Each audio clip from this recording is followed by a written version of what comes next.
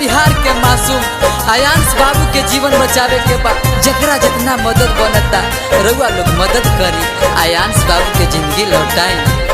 महंगी भिखिया अचारा पसारी बबुआ के जीवन दान। महंगी भिखिया हथवा पसारी बबुआ के जीवन दान।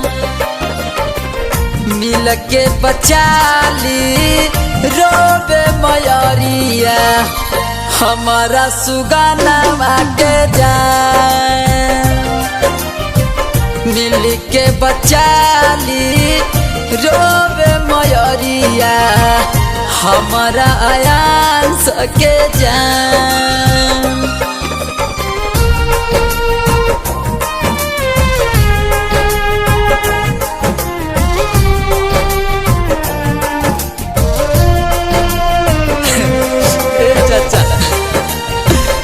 चाची अरे तू कुछ दे दहो, जितना होखे उतना आयांश के मदद करी ताकि हमने के आयांश जल्दी ठीक हो जाए।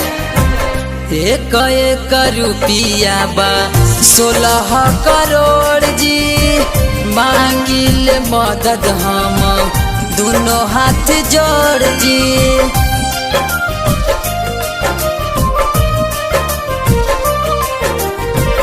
एक एक रुपया बा 16 करोड़ जी, मांगिल मदद हम दोनों हाथ जोड़ जी।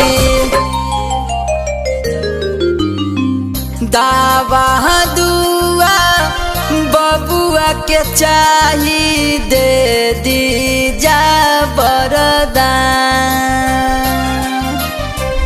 दावा दुआ बबुआ के चाही दे दी जा वरदान।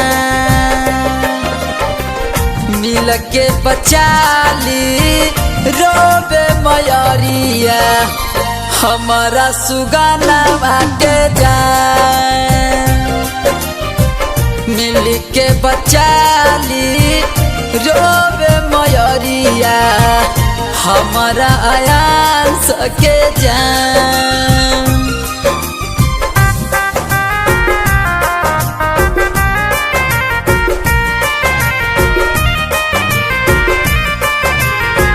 ए चाची तू कुछ दे दो, हे बहन तू कुछ दे दो। हम भीख मांगे तनी आयांश खातिर, ओकर जीवन लौटाई।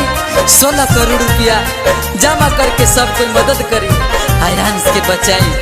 धीरे धीरे आवता मौत करीब हो, मरी के जुटा ना पाई बानी हम गरीब हो।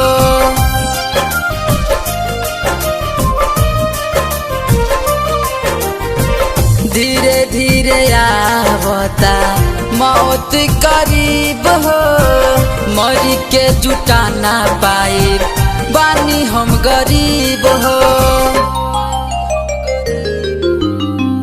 अजय बच्चन पर काश अकेला भूल ना पहे हसन।